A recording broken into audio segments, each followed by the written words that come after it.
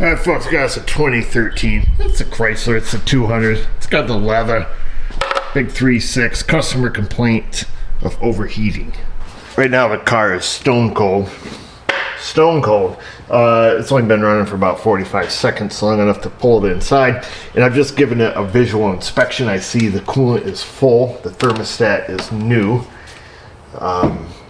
I did pop the cap off it here when I first pulled it in to see if there's an excessive amount of pressure from that very short drive in. And it had a little bit of pressure, just a little like that. So before we take it for a rip or let it warm up to check fan operation and stuff, we're gonna do a CO2 block test on it, just with the blue fluid, just to see you know, if we have a blown head gasket. I do see a brand new water pump sitting in the back seat also, so I think the customer was gonna try that. I don't see anything else new component wise. Some new hose clamps down there on the lower hose. Radiator does not look like it's ever been touched. And then the note the lady left on this thing this morning says that sometimes it has to be driven for a long ways in order for it to act up. So that's kind of peculiar. Of course, it is kind of summertime now, so I don't know if she has a loss of heat during the overheat, which is usually a pretty good indicator of, you know, a blown head gasket pushing the coolant out. So let's do this. We're going to do a little CO2 test while it's cold. We may have to perform that test again while it's hot. If that seems good, fluid doesn't change color, then we're going to let it warm up, check fan function, see if we see any anomalies there, and then go for a rep. Contact.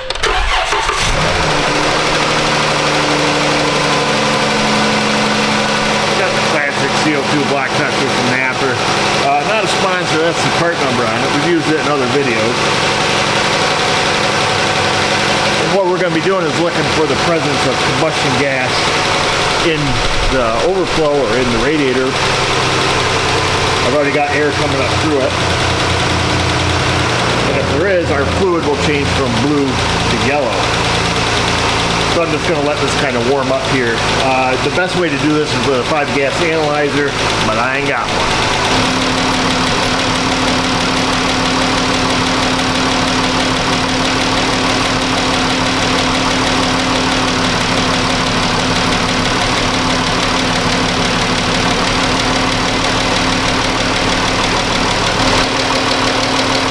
So nothing really materialized there. I put the cap back on it. We're going to let it sit here and continue to warm up. We're going to throw a scan tool on it so we can monitor coolant temp. It doesn't feel like there's any air in it, but I mean the upper hose feels nice and squishy. Whether that's a good test or anything, but I think that's what we're going to do next. So as this is warming up here and we're listening to the camshaft heat itself, sounds like a typical 3.6. Lifters grind through the cam and they start tapping like this. This one's pretty noisy. One thing you can do, I guess what I was getting at, is make sure we have water pump flow. Easiest way, if we don't have any water pump flow, we don't have any heat inside the vehicle, or the heater core is plugged. So turn on the heat inside, which is, this is warming up. I just turned it on, it instantly had heat, so that's good. It means we have circulation. We want to try to find coolant temp, so there's our coolant temp. And we're going to look for fan speed, but I have noticed on this scan tool, and maybe on others, these two data PIDs typically don't work on Chryslers. The high speed, low speed fan relay request or desired state, they almost exclusively stay off on known good working systems. Another quick and dirty way we can tell if the fans work, bi-directional controls, or the fastest way is kick on the AC. You can see we're almost warmed up. Usually automotive manufacturers, fans kick on somewhere between 220 and 230, generally. Most people don't have overheat complaint though during driving when it's a fan problem. You know, that's usually like, well, you know, when I sit in traffic is when they have that complaint.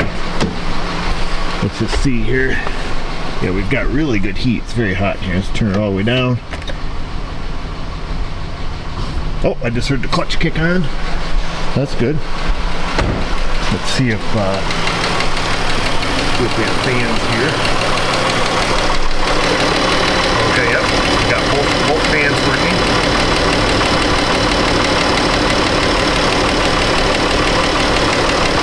We're pushing air. Feels a little cool right here. Feels hotter over here. Definitely cooler air out of this part of the fan. Actually, I would say overall, not a lot of heat coming off the radiator, but I don't know if the thermostat's open because this hose is stone cold.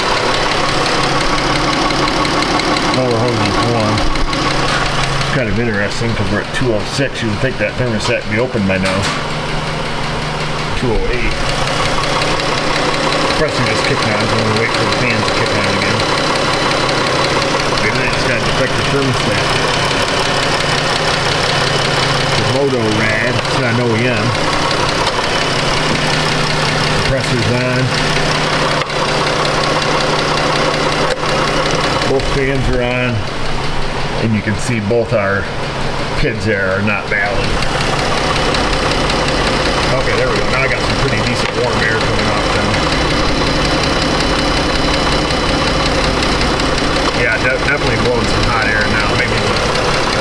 Yeah, thermostat open. Okay. Yeah, upper hose is now pretty warm. Yeah, they're getting uncomfortably warm now. Okay. That tells us thermostat open. Let's see what happens with our temp here. I wonder, I don't think we can kick the fans on with the engine running on a Chrysler. I'll poke through here and see if we can. It does have a ton of pressure on it right now. You know, the upper radiator hose is pretty stiff. I'm going to crack loose the bleeder on the thermostat here and make sure there's no air trap right here. So we're just going to very carefully, yep, no, that shot out straight water. Be very careful on these if you're doing them. It's all plastic. You accidentally turn that a little bit too much, they break off. So let's grab us a safety napkin. You're going to want a couple of them. Fold them up nice.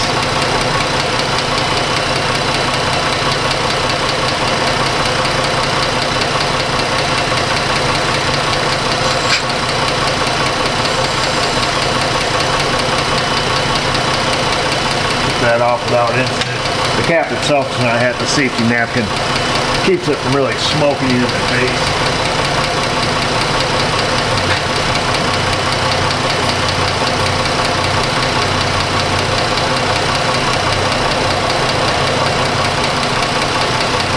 So I'll give her a few rev up tune-ups here, see if anything changes there.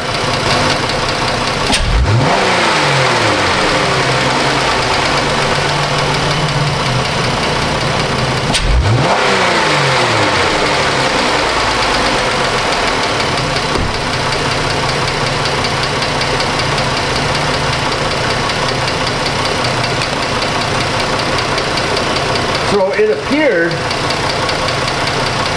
from what I'm seeing, it looked like the coolant got very agitated there. Lots of air came out. I seen it whipping up. So that's pretty interesting, almost like it had air sitting in it.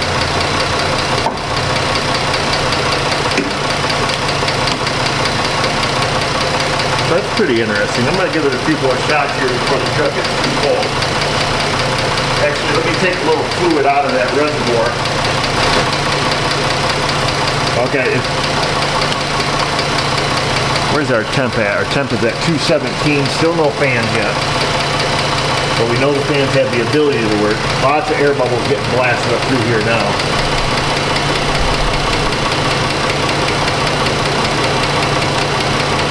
Fans just kicked on low speed. Oh, let me, I didn't unenhance. So I'm reaching down here. The fan's on low speed. Temperature's at 219. Oh, there's my face. Here's that, in case you guys don't believe me. I just want to see if our temperature goes down with the fan on low speed.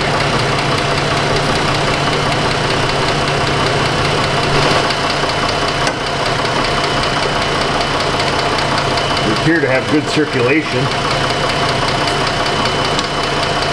Cooling fan's off, temperature's back at 213, so this is pretty bizarre. 16 psi cap. Feels like it's about 15.8, so that's good.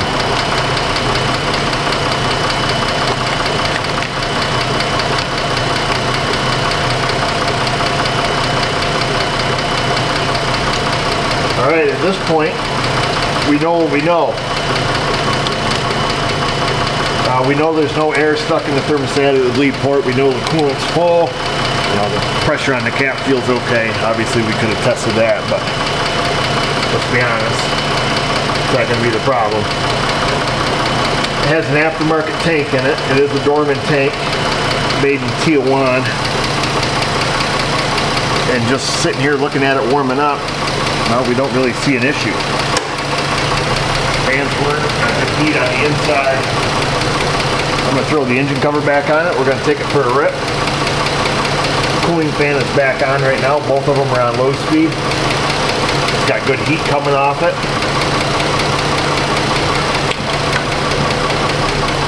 So what are some potential issues? Well, one of them, I guess we could have a faulty gauge. I don't know what her symptom is that she's seeing it overheating. We may actually have to investigate that. But in the meantime, I'm going to check out a few service bulletins and then we're going to go for a ride.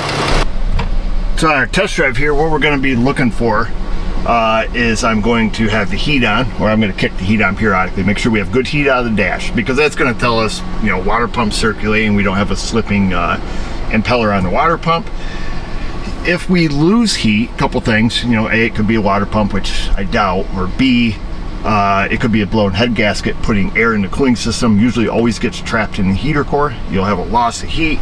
Temperature gauge will go up. As soon as the temperature gauge drops down, you get heat again. That's a very, very classic head gasket symptom. What I suspect on this is we probably have a radiator that's partially plugging, because by her description, the car needs to be driven for an extended period of time. Typically on these 200s, I've done radiators in the past. Customer complaint is usually overheats on the highway or at highway speeds, which is very common for a you know, partially plugged radiator. So that's what I suspect. We're gonna keep an eye on the temp gauge. I've got it up here, and we're gonna go down the ROAD, and we're gonna jump right on the highway, because I suspect that's what's happening. If we see our temperature creeping up and staying high, I'm going to be highly suspicious of the radiator. So, but those are a couple things we're going to be checking for. I'll get our heat cranked up here. We'll kick around one notch with the AC off. That way we're not running the fans. Turn that on here. Got to let the blend doors switch. All right, we've got good heat coming out of the dash. Chrysler 200 with a good heater core. Imagine that. Our temp is down to 212. We'll go out here and get on the highway, and we'll head towards town. So just taking off from the gas station there at the red light, or at the stop sign, we got up to 222, and it's only like not even an eighth of a mile here to the, well, maybe a quarter mile to the on-ramp for the big road, the big road. Cooling down again. The other thing I noticed too was getting on, I could hear the water rushing through the heater core.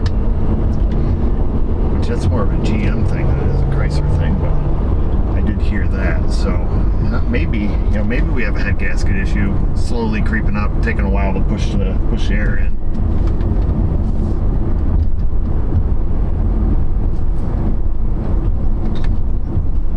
All right, we're gonna head north here, south rather, and then east.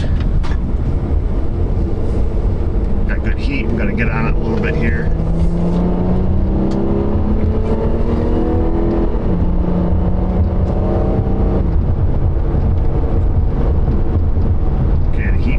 For just briefly. Temperature's up to 221.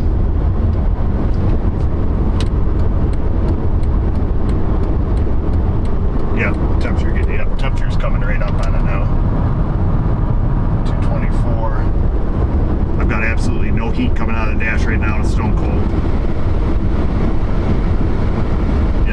heat, and we're running 222. Let me set my cruise before we get a ticket or anything. Alright, we got the cruise set. Absolutely no heat whatsoever coming out of the dash. We're gonna get off the exit here. So we're only 8 miles or so from the shop. The whole time she wants to run about 220. Didn't really budge much from that. Still no heat out of the dash. I left the heater off completely and then just kicked it on briefly there for a second, and no heat to speak of. Kick it back on here.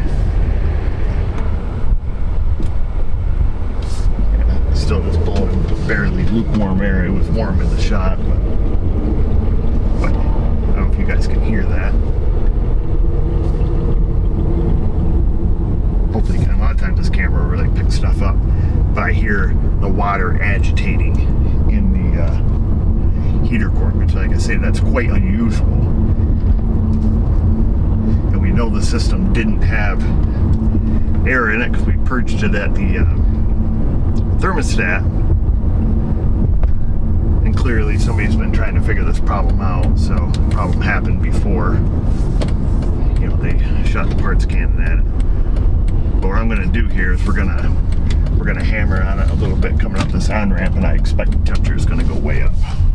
So 217, pedal to the plastic.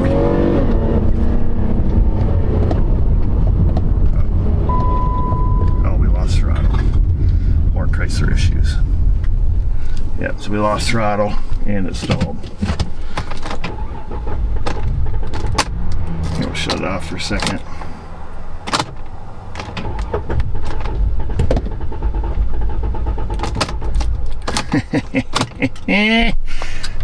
Effing cars. She didn't like going pedal to the plastic. Stored coded charging system high. Let's read codes now. Electronic throttle control 2 RPM performance. We're going to erase the codes because we want to make it back home. Codes are erased. Boom shakalaka laka, boom shakalaka laka.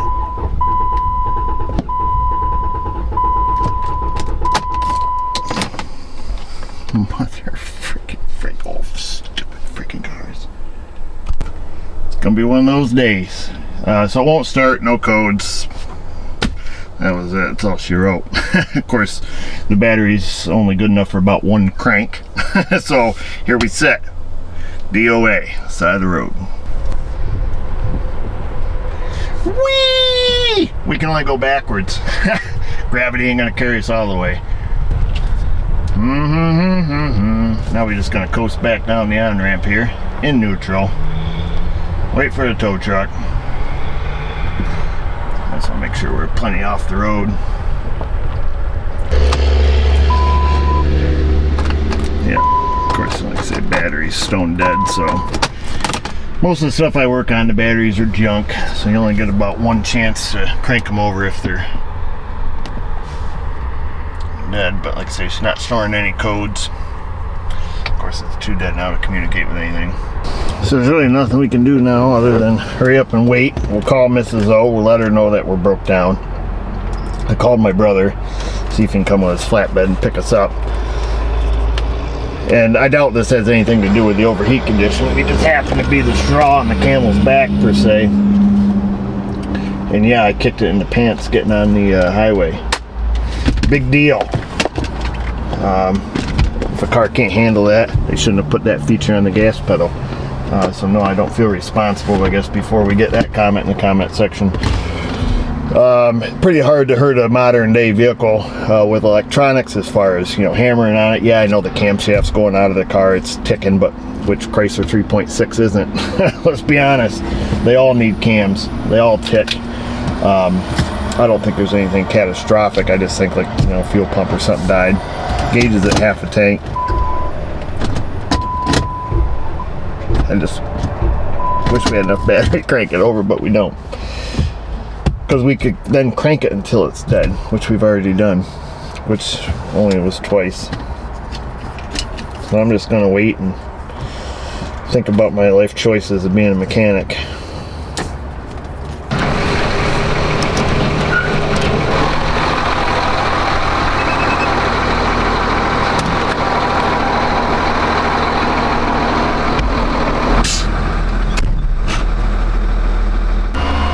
we made it back. We're gonna unload it here, then we'll just drag it back around with the lawnmower there. See what happens. We gotta get our tow truck. I need a driver. You're the driver. The other one was your tow truck. It doesn't run. Oh, y'all. I guess you can't use back the there. tow truck that doesn't run. No, it's ignition switch routed out of it. I just haven't fixed it. So your child. This kid. All right. Here, you carry the tow strap. I'll meet you at the car. Okay. Are you driving the tow truck? I want to drive tow truck. I don't know if you can operate that. You can drive it. It's out here. Oh, you got the hook to there, Mrs. O. So people think that I broke the car. But you were driving it. I know, but I was also freaking getting on it too. That's what the customer's gonna think. You drove it, you broke it. You know, I say tough patootie. You must have sabotaged it. No, I don't want to walk. You didn't walk, you got towed. Yeah. You know what? It's highly convenient, right? Yeah, it's super convenient. Like I got freaking nothing better to do today than work on people's junk. Oh, wait a minute, that's what I get paid to do. So we're gonna pull in Bay 2. Okay? Oh baby, let's go. I already tried to start it. Battery smoked. Put it in neutral. You ready? Hold the front brake. You don't want to lose tension. Ready?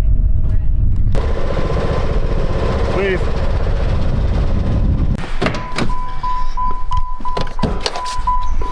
It's probably because we didn't put the engine cover on. That's it. Now let's get the charger. We'll hook it up where we tried to jump start it. We'll set it to boil. We let her sit in here cook for a little bit. We didn't put it on boil. Just 20 amps high as that thing goes.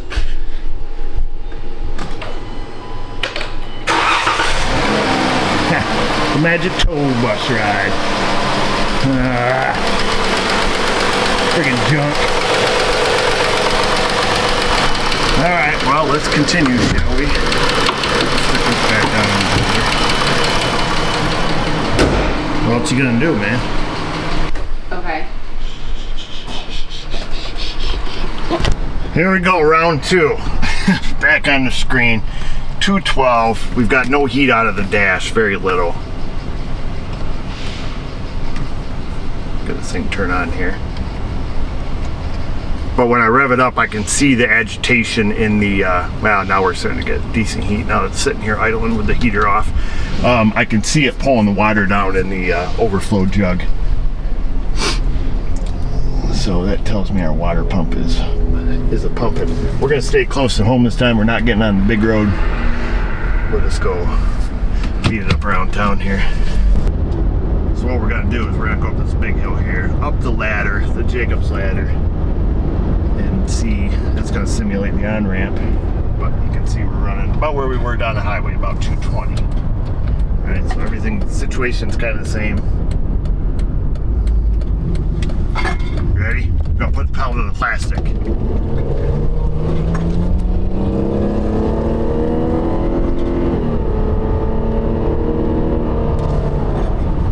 That's what we want to do. Last time, see what happened. Temperature went down. I bet you $10 we got heat again. This hill's a little bit safer to drive on anyways than the highway. Alright, we got a blast of heat. Temperature immediately went up to 230 as soon as we let off the gas. See 233 and climbing. And I bet if we hammer on it. So we got pedal to the plastic. I bet the temperature. Hang on, boy, 3.6 thunder. Temperature's probably gonna fall. Nope, temperature went back up. Now it's falling. And now we have heat. Classic. I'm gonna get up here and turn around here before I wreck this car. That's a wicked steep hill. Right. Fans are running. See, I saw a water pump pumping. Let me get the hook prop on here. The one-hander.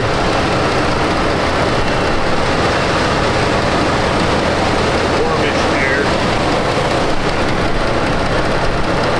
Take quite a few bubbles there. 230, barely any heat. See what happens here. Yep, water pump is pumping because we can see it. Hopefully you guys saw that when it dropped down there.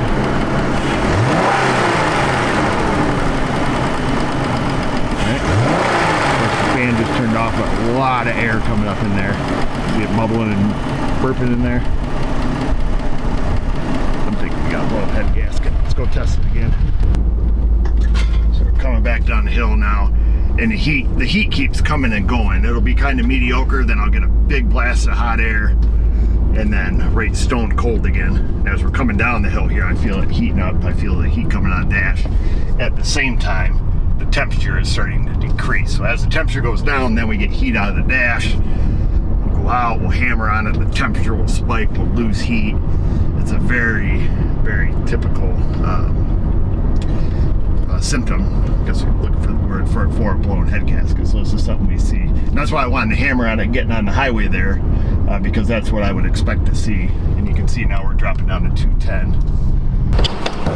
All right. We'll just leave her running here. There's a ton of pressure on the system, which is pretty unusual, especially having driven the car this much.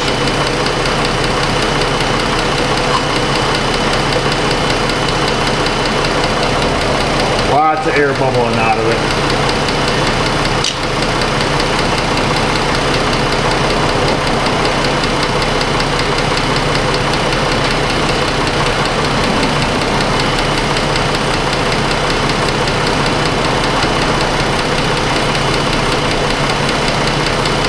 Yep, and our CO2 tester is turning yellow almost immediately. It's bubbling like crazy over here.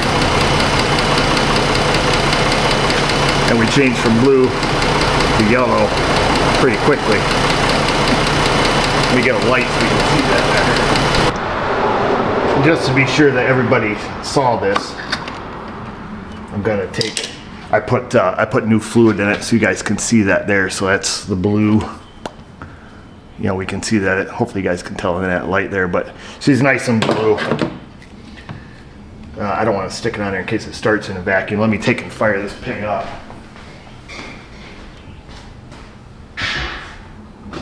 Contact.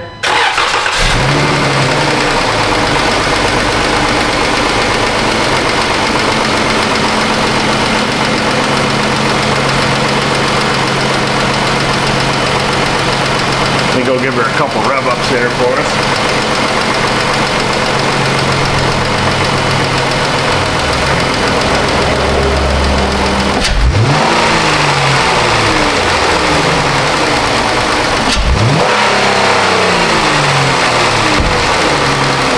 I'll give her that big gulp of air.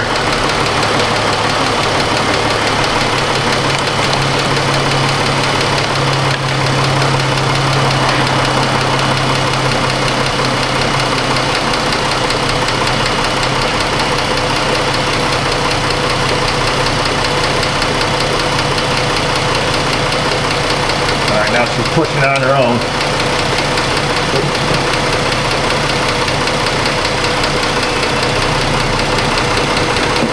So we're letting it push out all the air that's in the block. Okay, let me go shut it off because it's going to boil over, but you can see that turned yellow here as it's pushing all the air out. So all that combustion gas, you gotta give her a couple rev ups to get her to do it, but there you go, you can see, oops, hopefully you guys can see that we changed from blue to yellow. Let me go shut it off.